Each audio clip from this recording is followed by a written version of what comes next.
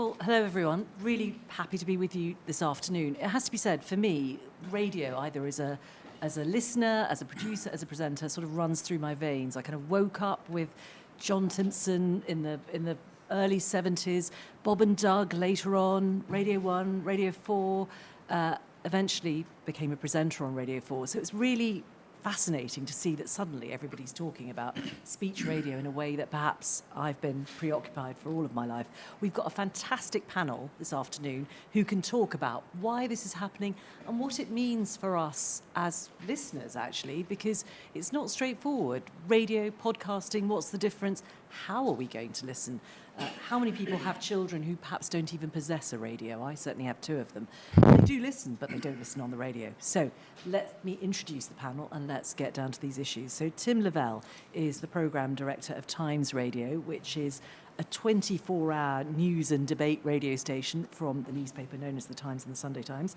He helped set it up back in June 2020, and they now say they have more than 550,000 listeners a week. And before that, Tim was a senior editor at 5 Live. Mohit Bakaya was my boss. He was appointed as controller of BBC Radio 4 and Radio 4 Extra back in July 2019. As well as that, he's also director BBC Speech Audio. That happened in May 2022. And in a way that there's something in that title that reflects the changes that have been happening.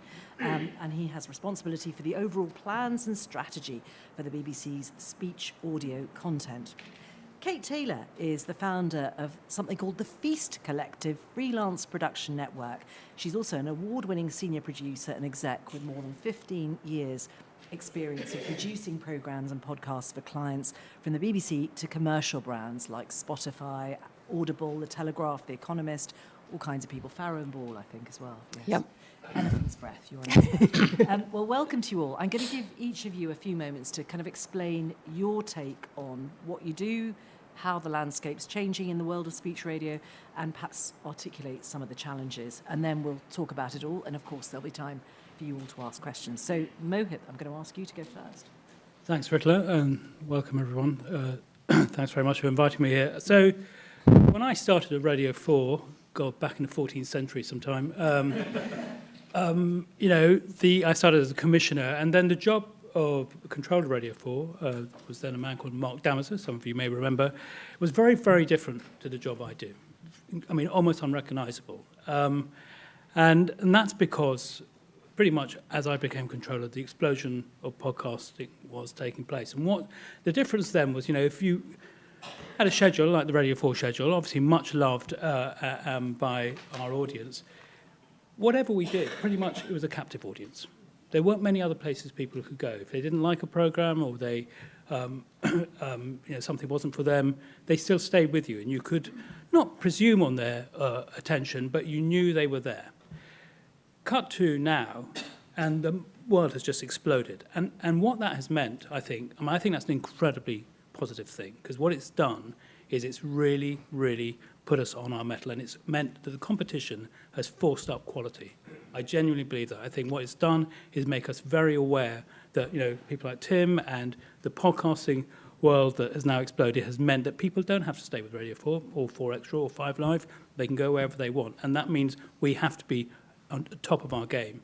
That's the first thing. The second thing is it has deepened our relationship with our existing audience. Now, if you love Desert Island Discs or In Our Time or any of these programs, you can get them when you want them as a podcast. These are some of the biggest, the distinction between podcast and radio show is it's one we probably will talk about. It's a very blurry one because actually people experience Desert Island Discs as a podcast. It's something they can choose to listen to when they're out walking or at a time when it suits them.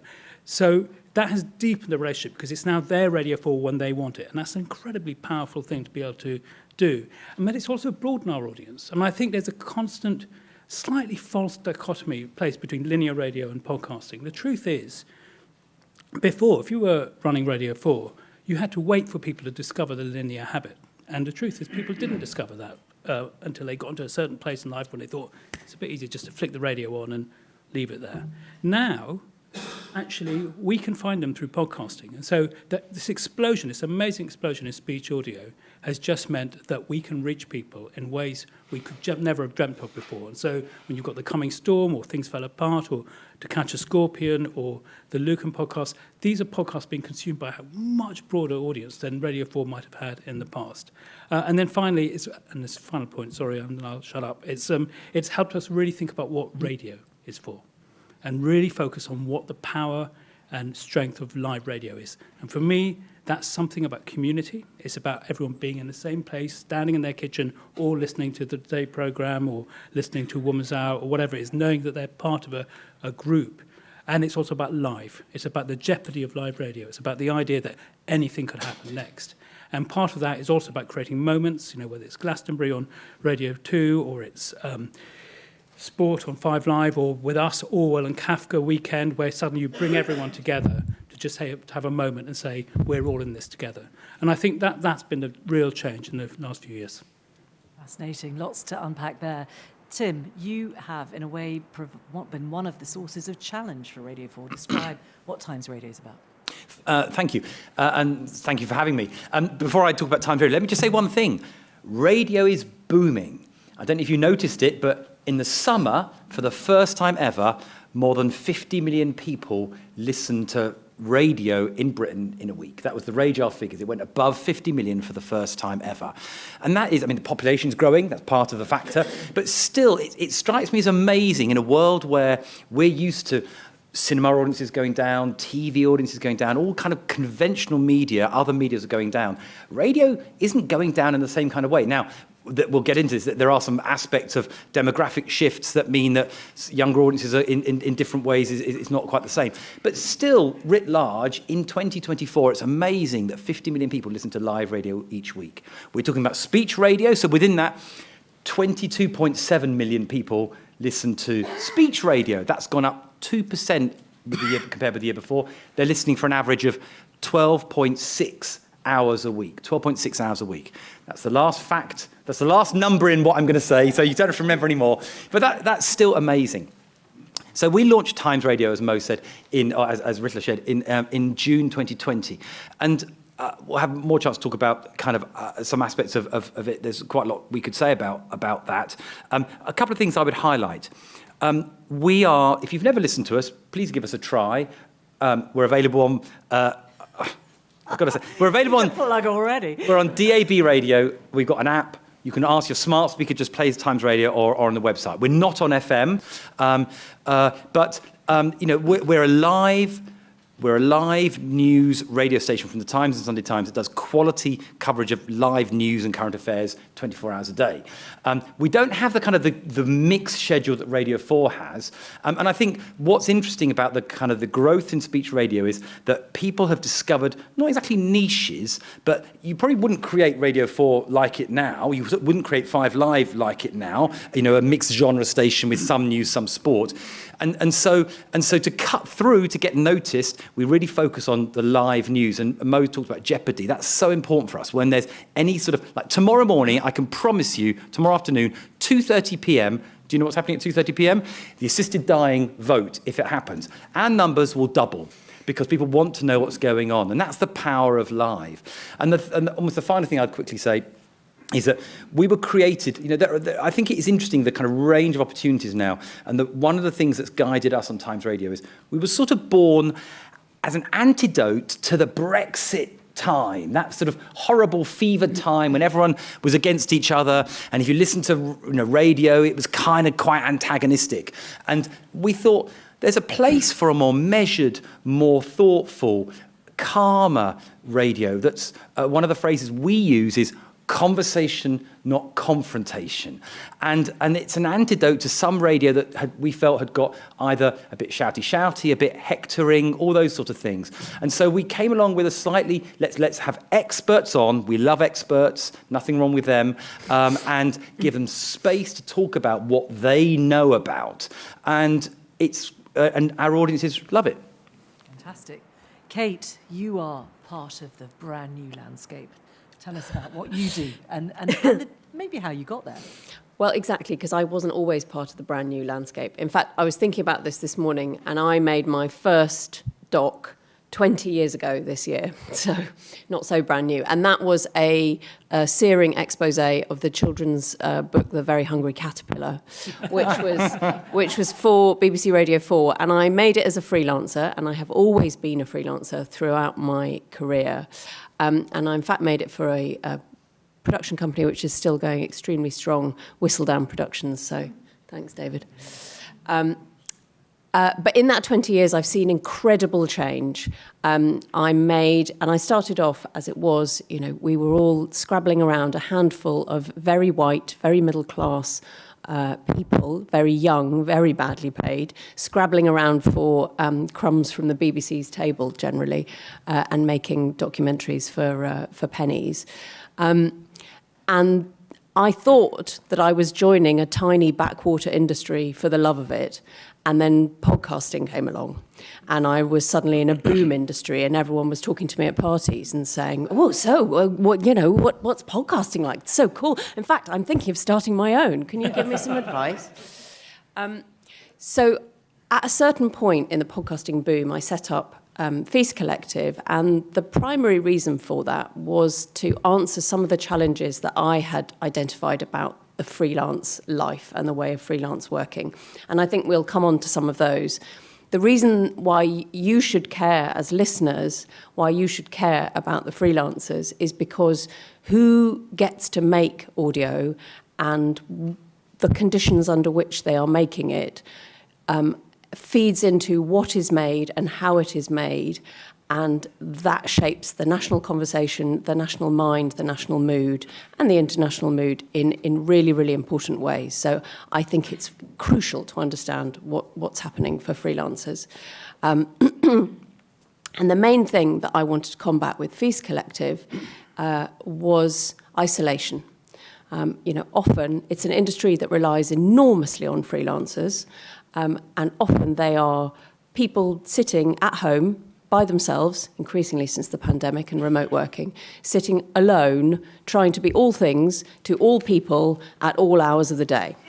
And that's not very good for them, but ultimately it's not particularly good for their creativity and the creativity and brilliance of the end product and for the listeners. So that's why our motto at Feast is more collaboration and more creativity.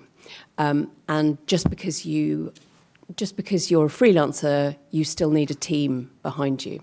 And that team can often be made up of other freelancers.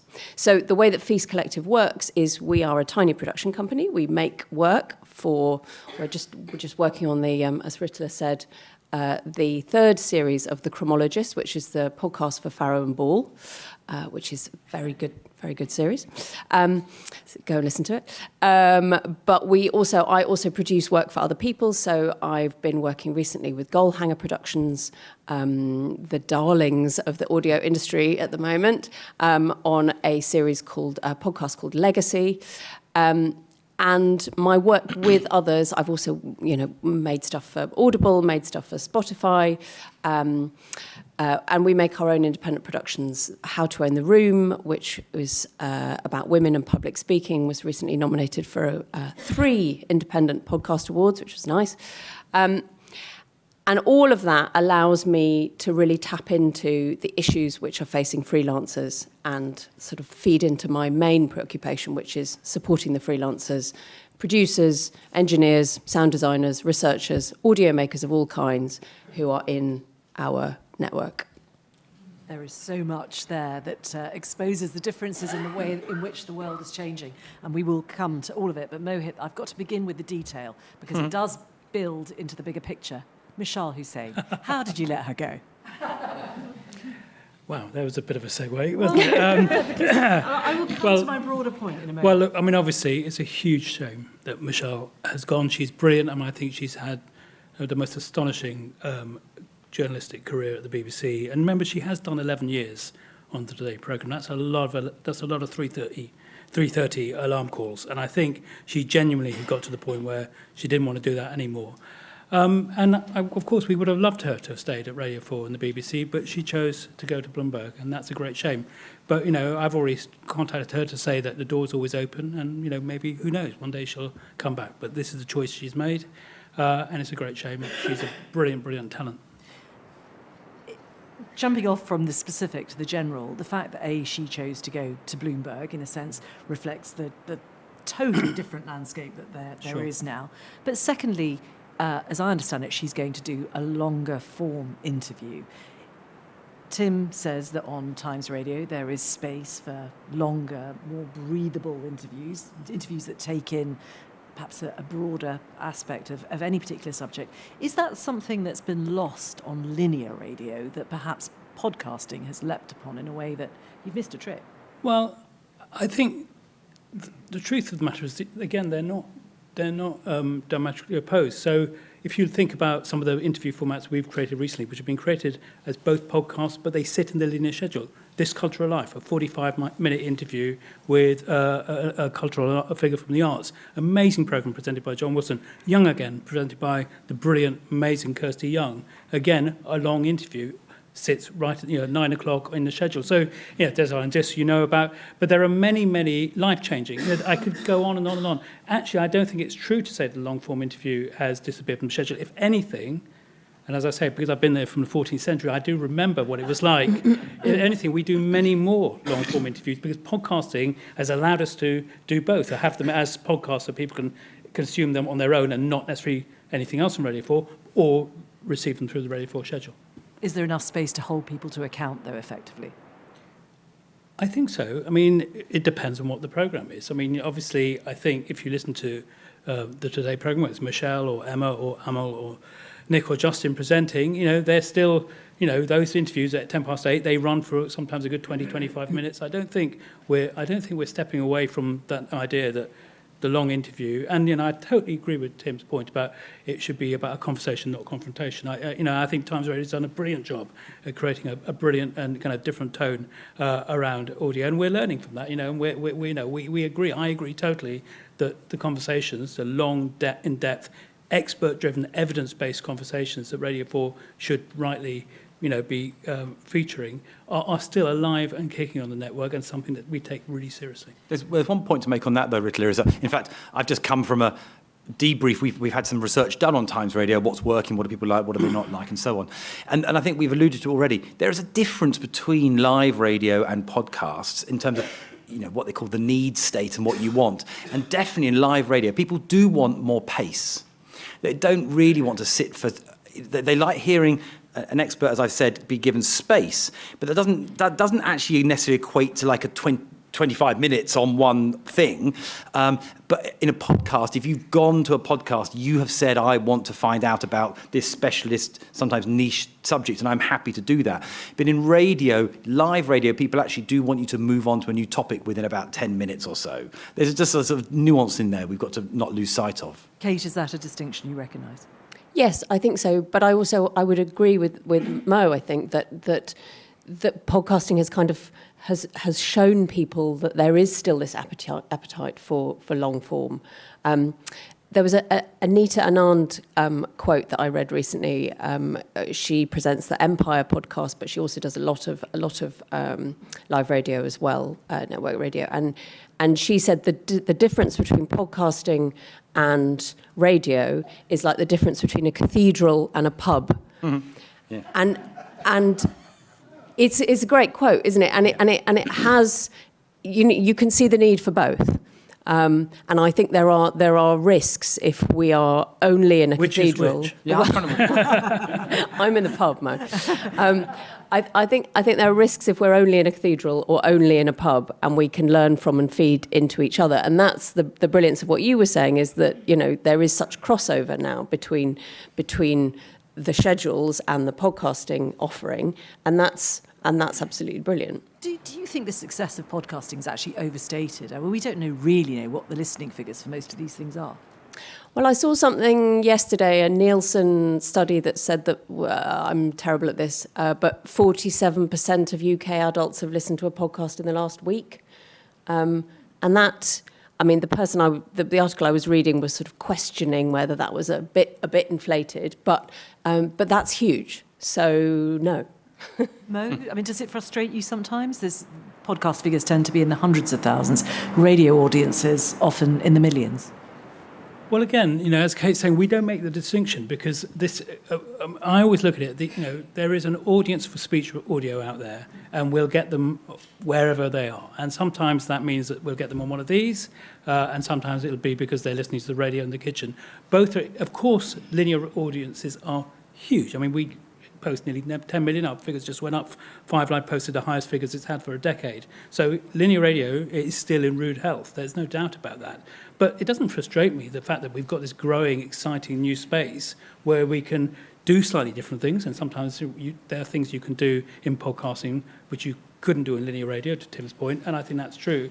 But I think this constant opposition between the two is actually missing the point about what is really the picture here, which is this really, really rich, fertile period for audio. So is the difference, Tim, how people are listening then, if we're going to try and make distinctions? I said, I don't think my children possess a radio. I am the person that switches on the radio as soon as I walk into the kitchen.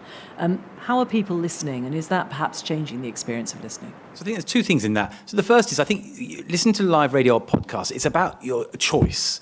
And I think it's to do with, if it's live radio, also music radio, you're basically being a bit more, not passive, but you're saying, I like what this station's about, and I want to be entertained with what is going to happen when I turn the dial on. You don't always know exactly what you're going to get. Whereas a podcast is saying, I am in the mood for a certain specific thing. Perhaps also, I know I've got capacity to have a beginning and a middle and an end of a thing, a program. And so I think there's a distinction there.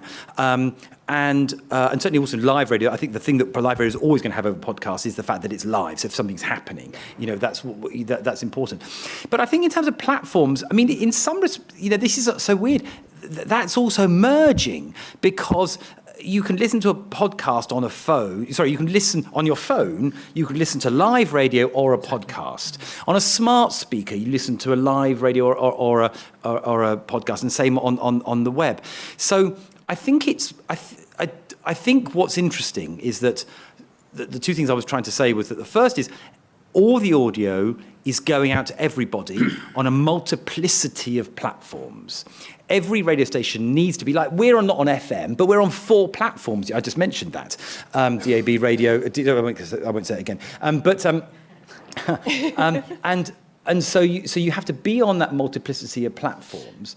And so whether you're live radio or it's a podcast or on-demand video, you're on all those platforms. But it's about what is it you as the listener want to listen to at that point, and how much control. It's about control and choice. And that's what's driving the rise in both podcasts. And the other sort of related thing which comes into the mix, which blurs this all, is online video, on-demand video.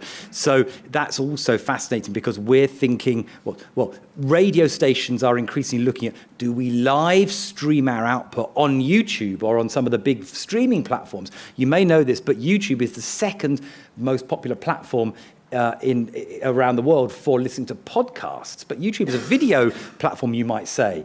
Well, that's partly because some podcasts are available in video, but also some podcasts are just available with a graphic. But I know, look at my teenage boys, they walk around the house holding this, and they are listening to what I would call radio. It's actually a YouTuber, and every so often they look down, they see, they're talking. But they're basically, it's live radio, but it's actually what you and I would call a YouTube video. But that's their behaviour. So we've all got to be on every platform, and it's about what does the listener actually want to be doing at that time. Mo? Yeah, I was just going to go back to something. I agree with that. One of the big growth areas at the moment is, as Tim says, listening to live radio. And one of the things that I urge you all to do is get a smart speaker, because smart speakers are amazing things. They allow you to, ask for whatever program you want, but you can't say play Times Radio or play Radio 4 or the Legacy podcast, and bang, there it is. So it's kind of a brilliant way of having your cake and eat it in a way. But I was going to go back to something Tim said right at the beginning, which was, because I'm just interested in this, and it's kind of, because I think there's a consensus here that audio is in good health. Audio is in good health. But here's something Tim said earlier. If you did it today, you wouldn't invent Oh, yeah, Radio I wonder what you 4 thought of that. or 5 Live in the way you did. And I'm not disagreeing with you, but I'm going to... You're allowed to disagree. Well, okay, I'm going to disagree with you. There's a nagging thought I have, which is actually in a world of podcasting where if you're interested in sport or rugby or, cooking or knitting or whatever it is, there's a podcast for you somewhere. There's a perfect little kind of rabbit hole that you can jump down and you'll meet lots of like-minded people who love that. And that's fantastic, that deep relationship you have with a particular subject or genre. But the thing, and I've used this metaphor before, so forgive me, but, Radio 4 is an enchanted forest. And it's an enchanted forest full of lots of wild and strange beasts, some of whom you never knew existed. And that serendipity, that idea that you step into a place where 1 minute it's a documentary about neuroscience, next minute it's a report on Gaza, then it's suddenly a play about assisted dying, and then it's a comedy, with a kind of 25-year-old, Brummie, talking about their working class upbringing, whatever it is, you bump into things you had no idea you were going to be interested in until you did. And that, dare I say it, I think, alongside the kind of the value of podcasting, could feel like a very modern idea rather than a rather old-fashioned idea.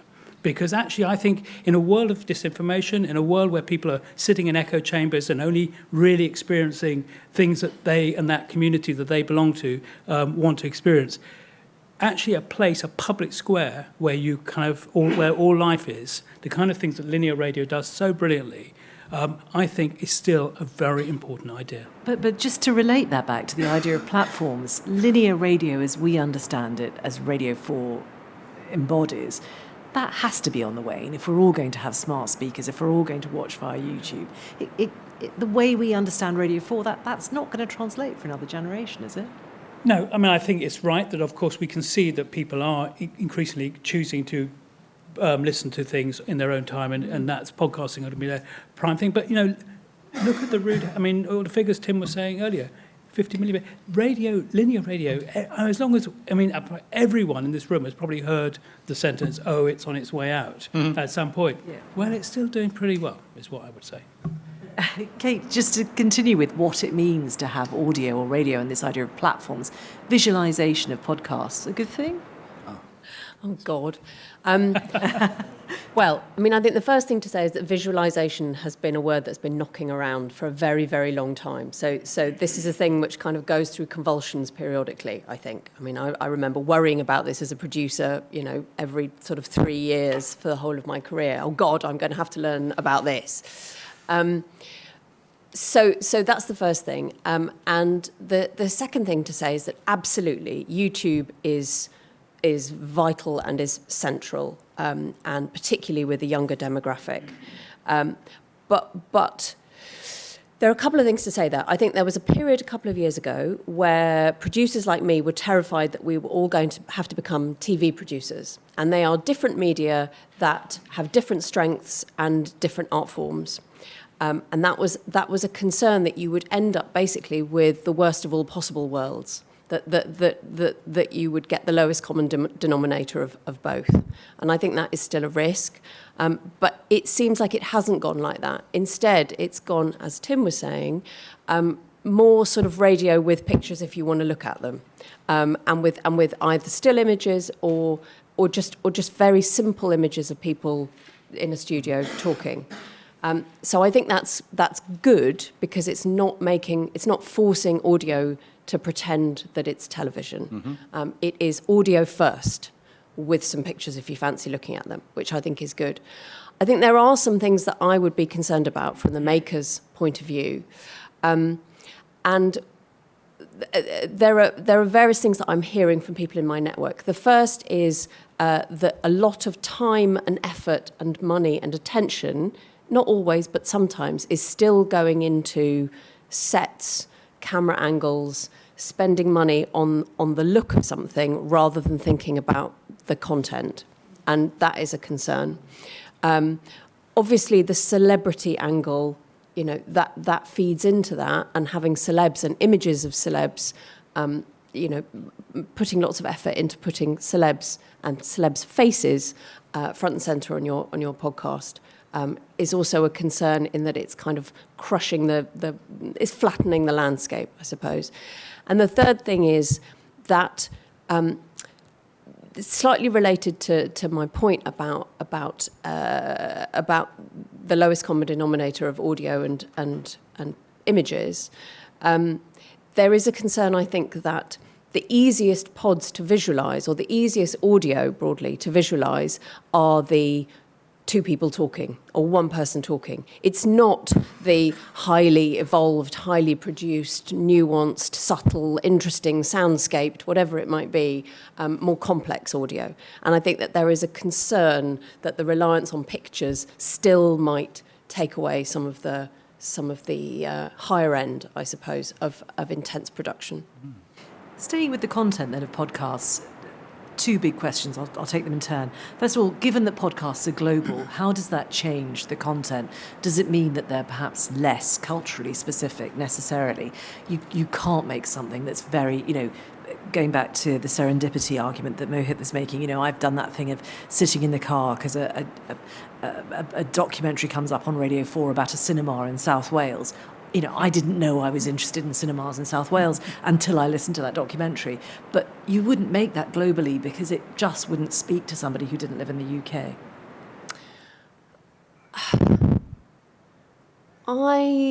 Sorry about that. Terrible mic technique. I don't know that that's true. I think that there is still... It's interesting, I think, how specific. I mean, we're all living in a world that is increasingly global and increasingly homogenous, and there are all sorts of terrible things going on that speak to that.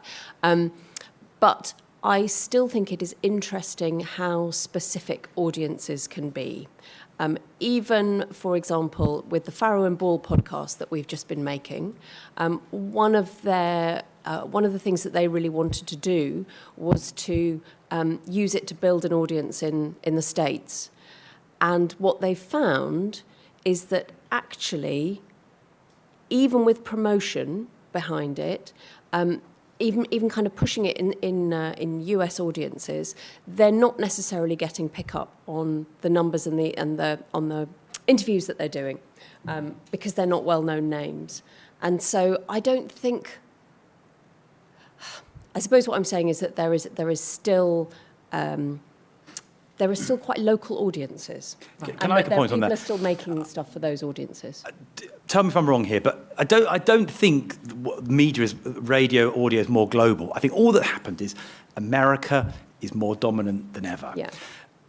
Our podcasts are not being listened to in America. We're not listening to German podcasts. Germans aren't listening to our podcasts. Americans aren't listening to our podcasts. Basically, what's happening is that we're all listening to American podcasts. Yes, I think that's absolutely right. Possibly. I mean, that's provocative, but, But I think, just picking up on Kate's point, I think there are two words which, because we have the challenge, we have program makers. You don't have to go to the podcasting dilemma to address the issue you're talking about your South Wales cinema, which is, we have programs made from right across the UK. If there's a program being made by someone in Scotland, how do I make that relevant to someone living in Plymouth? That challenge of how you be both universal and local is always there. It's even less relevant if you live in Texas, right? Sure, but these are only degrees. But the point I'm making is that there are two things which will get you over that hurdle. One is relevance, and the other is wonder.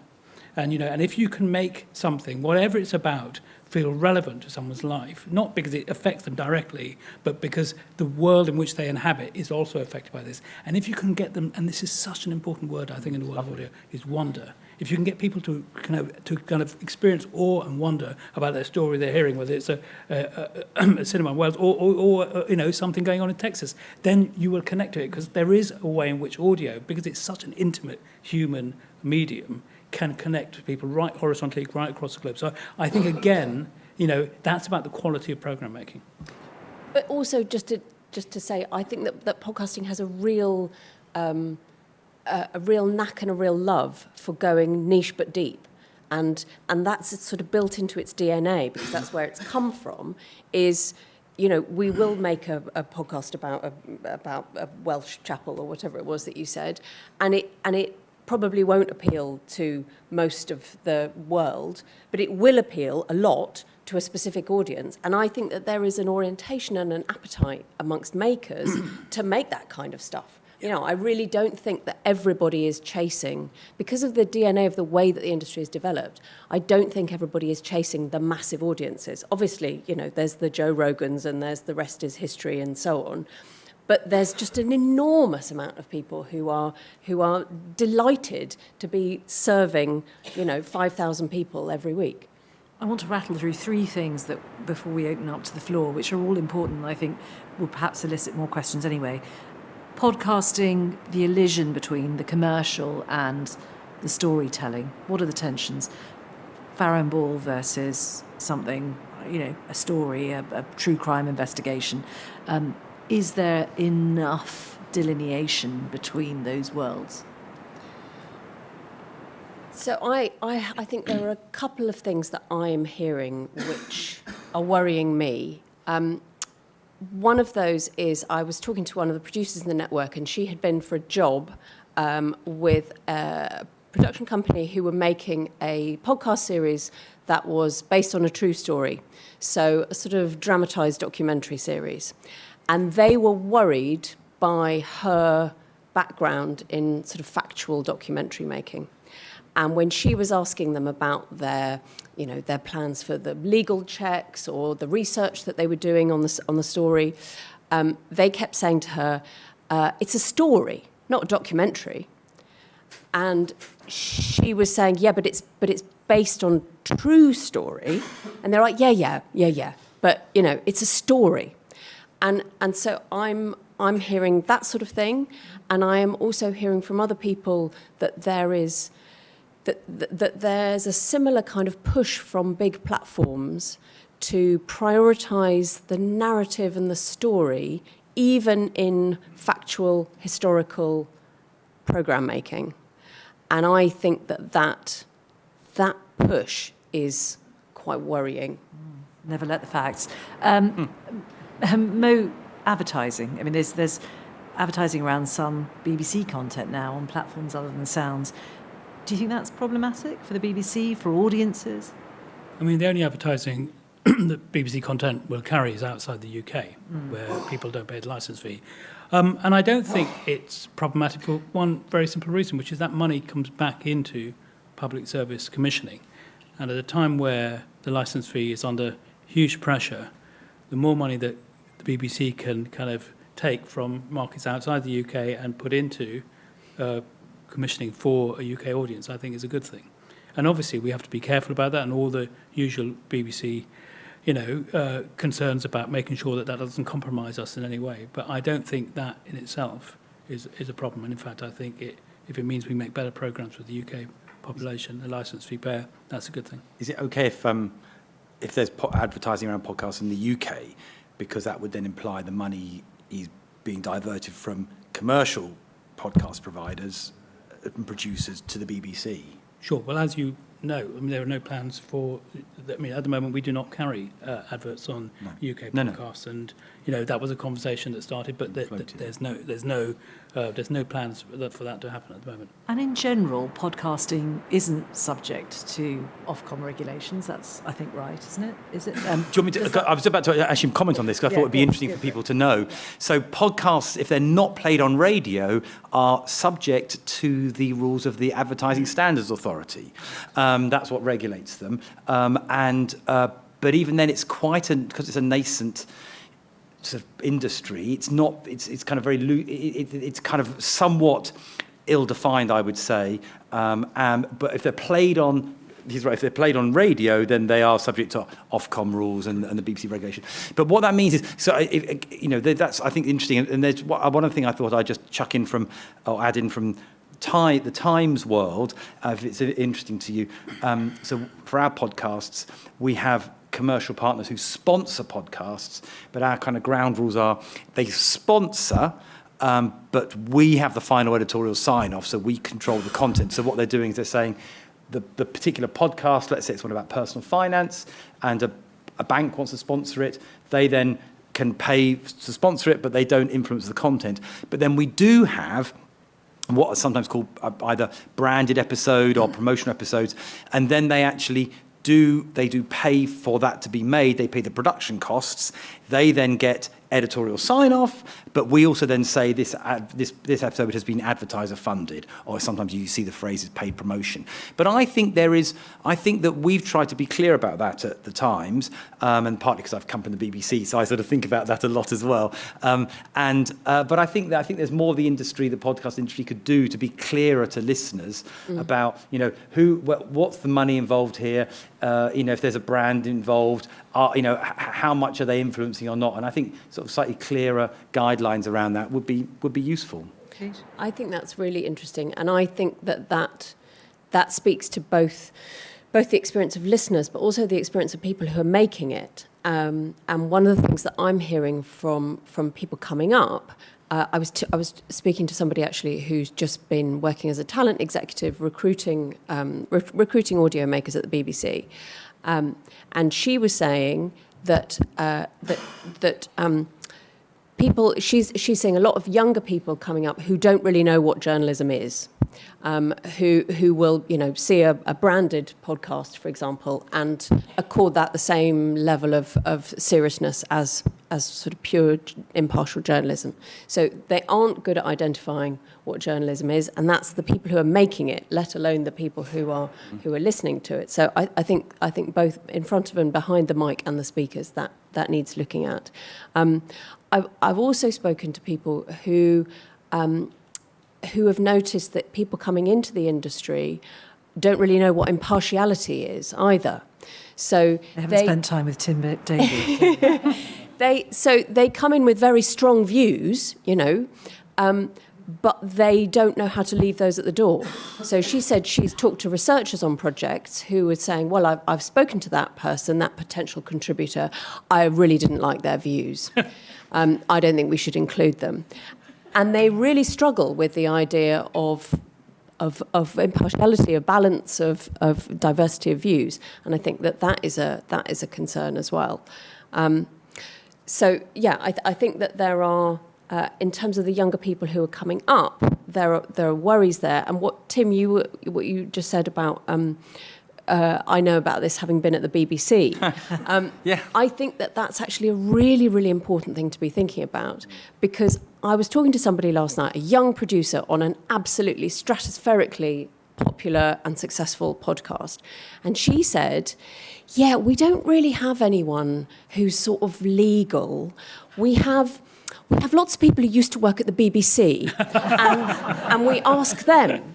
And she literally said, we just sort of were chatting around about whether we thought Elon Musk might think that we were libeling him, or we don't really know. But there's some people who work at the BBC, who used to work at the BBC, who now, who now work here, and so we can ask them.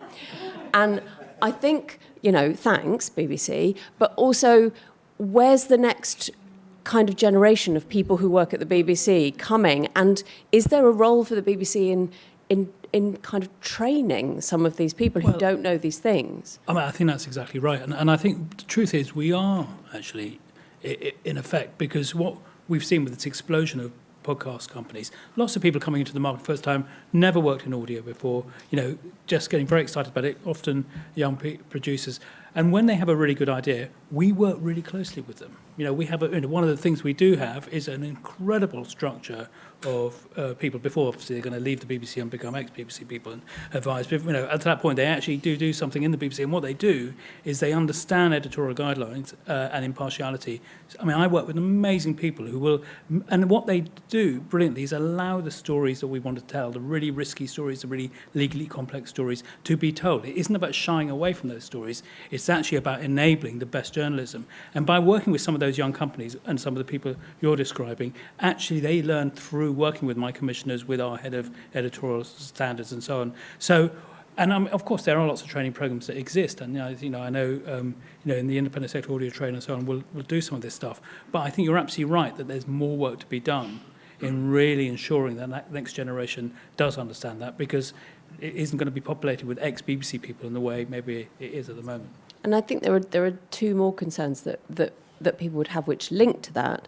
Firstly, that that there is not enough diversity of people coming into the programme making, and that is, at least you talked about working with, a diversity of young production companies and smaller production companies, and the concern I think there is that people are too stretched to do anything other than hire in their own image a lot of the time, and there is a concern about that.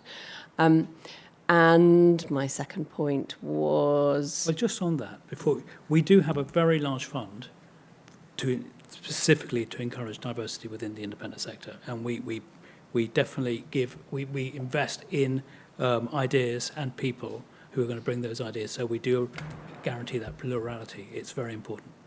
I think what some people would very briefly, would question is, once those people have come in, is there enough opportunity for them to develop? And I think that people would point to something, for example, very recently that people are upset about is the axing of shortcuts on Radio 4, something which has started and nurtured a huge diversity of different people's careers, and is disappearing at a time when when many people would argue that kind of very creative, very broad programme making is needed more than ever. And on that point, because obviously I thought this might come up, I totally agree with you. And look, Shortcuts is a programme that I first commissioned 12 years ago and have championed through my career, and I'm very aware of its importance to the freelance community, but also to first-time makers. We are going to create a new scheme which allows people to make short-form audio and develop, and further, for the first time, actually have a proper pipeline, so the best of those can actually be made into pieces for Radio 4. So there is a plan in hand to kind of ensure that this doesn't lose that activity. Okay, look, we've got to the point where we could just chat amongst ourselves for the rest of the afternoon. I have so much more I want to ask, but I'm going to open up to all of you. So, hand at the front here. Now, I'm not sure, there's a microphone. I'm going to make you come all the way down to the front. I'm so sorry. And then we'll head that way afterwards. Coming.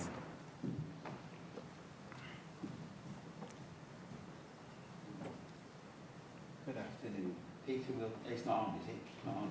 It is. I think it is on. Can you hear me all right? Yeah. Good. Peter Wilkins here, individual VLV member.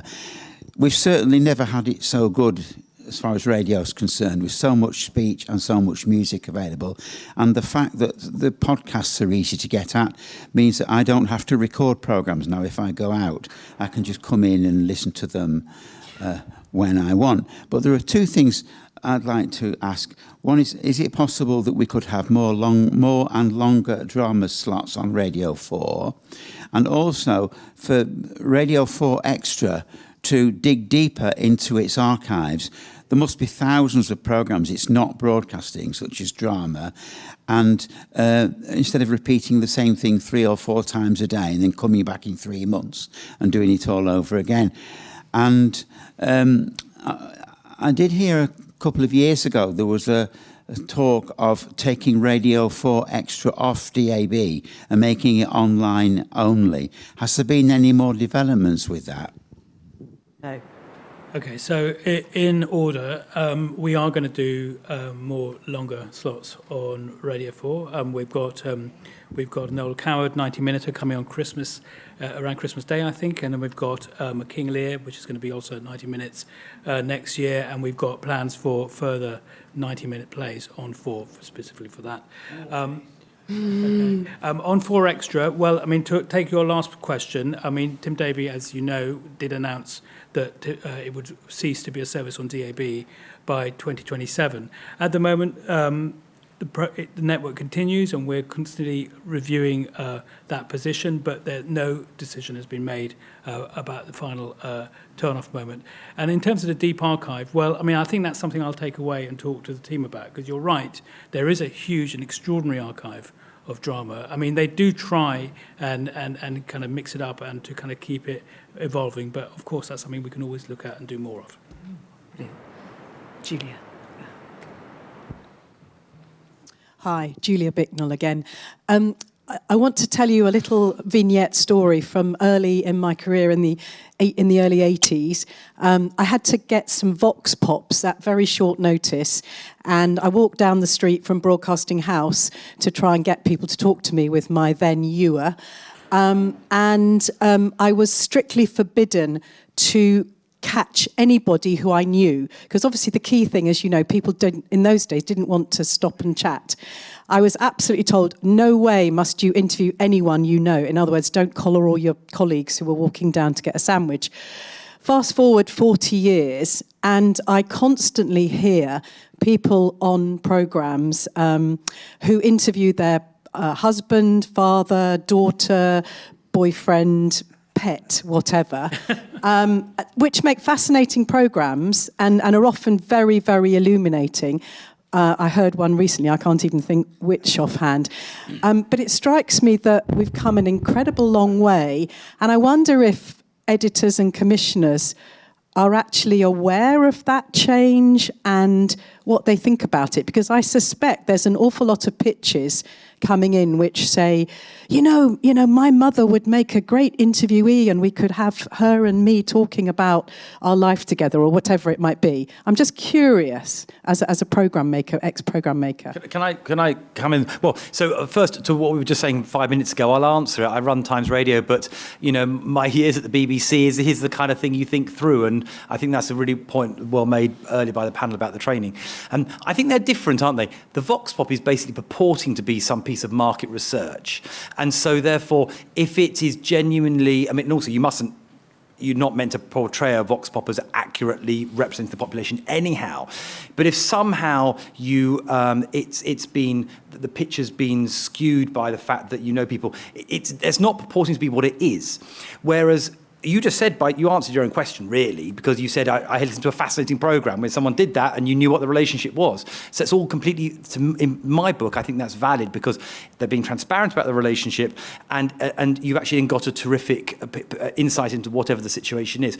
I think the final thing I'd add on is that where I do think the world has changed is that the sense of presenters 20, 30 years ago were meant to be this sort of colourless intermediary where they didn't kind of themselves impact on the content, and now we've seen it in television. We all watch those programs where people start off by saying, I'm going on a journey, and they mean a metaphorical journey, often with a bit of real journey as well, literal journey, and I think that sense of you want presenters where you believe in them and you're interested in them, and I think commissioners we're less afraid of that. We actually think our and particularly in radio, people are if they're going to invest time in listening to this person and almost invite them into their home, you quite like to know what is going on with them. So I think we have evolved, and I as long as it's transparent, that's the crucial thing. As long as it's transparent, I think it's okay.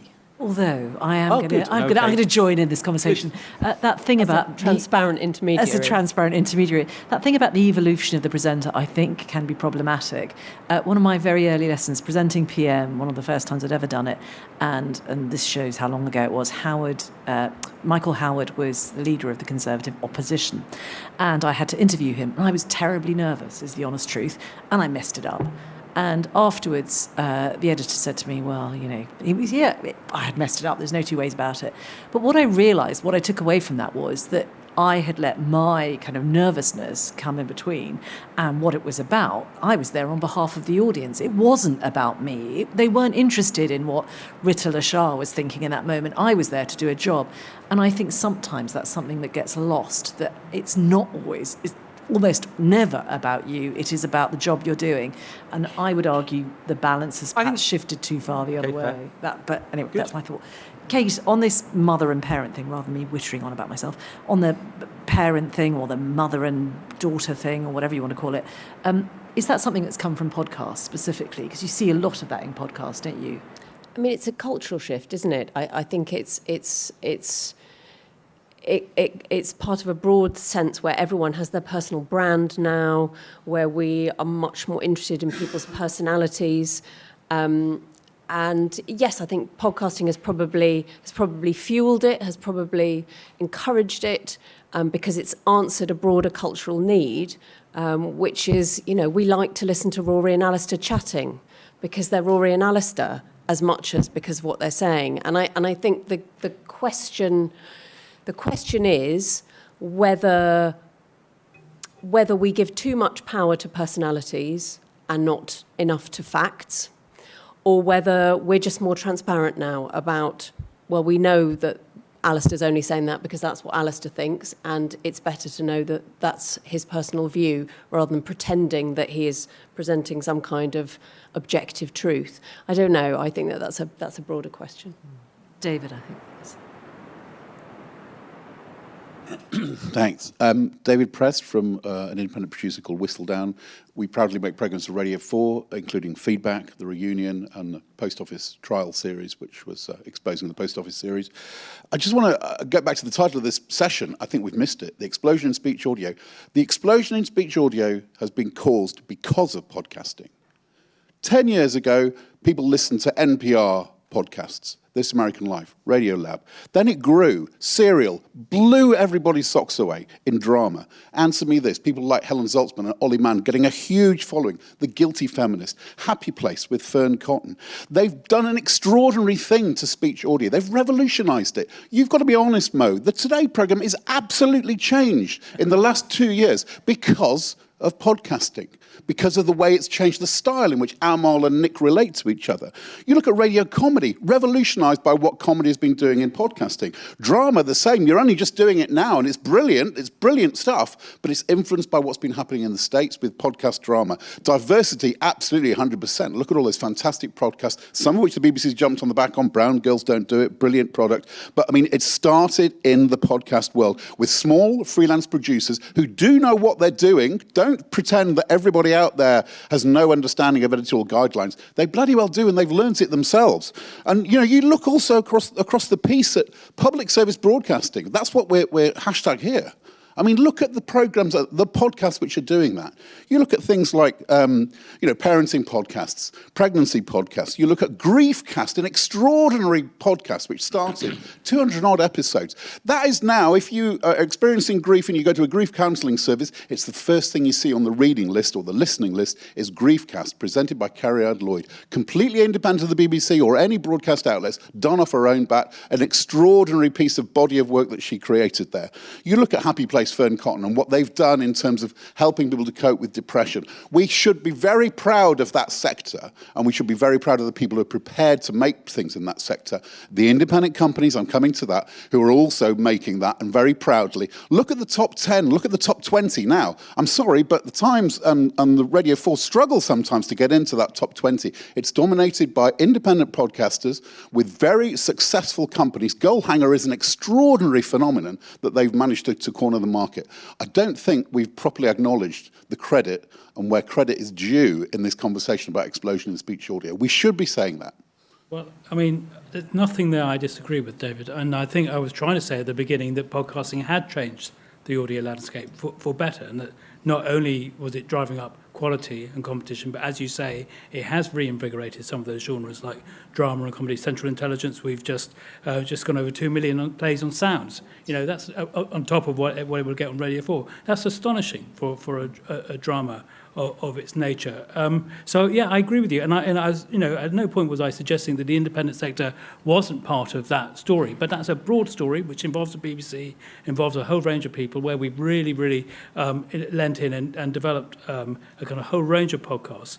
So you're absolutely right. I mean, as I say, nothing there which I would disagree with, and in fact, quite a lot that I was saying at the beginning as a way in which we've seen the audio landscape change. There is so much more. David, you've raised loads of points. I think, yes, there's a bomb underneath all of what we've been listening to, and the Buggles, I think, in the 80s sang "Video killed the radio star." It definitely doesn't feel true anymore. So much more to talk about, but we are going to have to wrap it up. Kate Taylor, Mohit Bakaya, Tim Levell, thank you all very much. Thank you to all of you for listening, and perhaps we can carry on the conversation over coffee later on.